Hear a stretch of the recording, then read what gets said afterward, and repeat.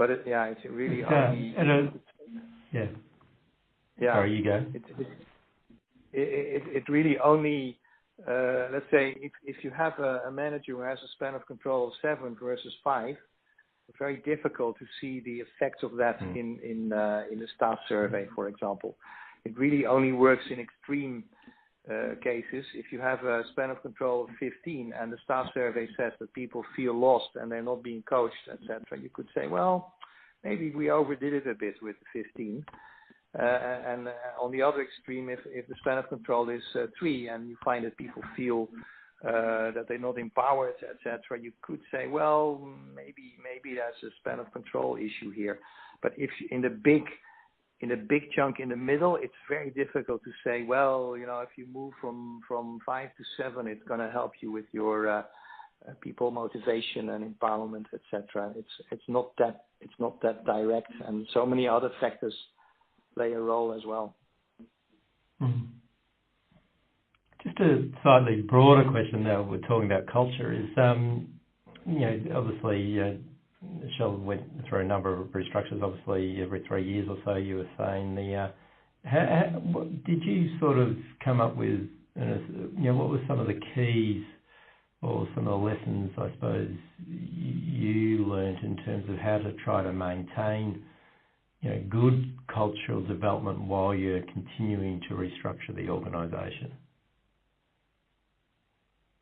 Out of there and more broadly?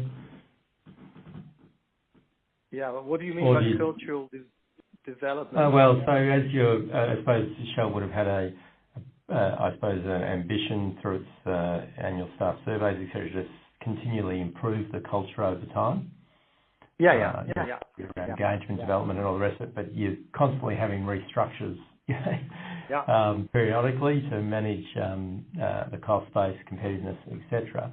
Was there some sort of insights that you developed over time that to continue that development of the culture, in spite of, or not in spite of, but cognizant of the fact that there's a change management issue that you're dealing with?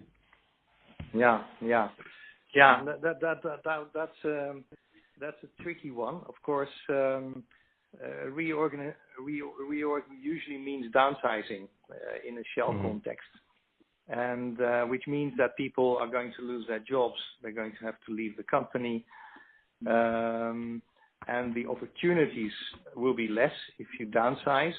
The opportunities in the remaining piece will be less than they were before because you have just fewer jobs, and those are all negative signals, of course, to staff.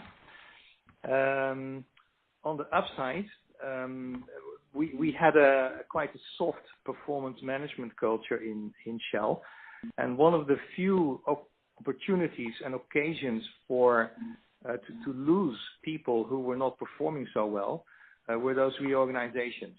On an ongoing basis, it was very difficult for a manager to say, you're not performing, you have to leave the company. And in some countries, that's also very difficult from a legal perspective. But in reorgs, obviously, there are only 50 seats left and you have 100 people. So you have an opportunity to say goodbye to 50 people. And those people were obviously the lower performers.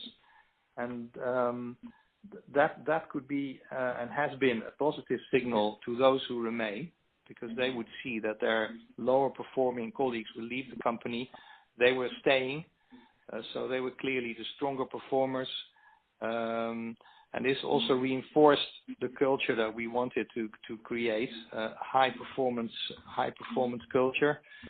So with every reorg, there was a sense that we kept the ones who were performing best, and the ones who survived the reorg also had a feeling that they were seen as people who were worth keeping in the company, and which also increased their motivation. But it's a difficult process because they see their colleagues leave, which they've been working with, and so the negatives are still stronger than the positives. But it was helpful.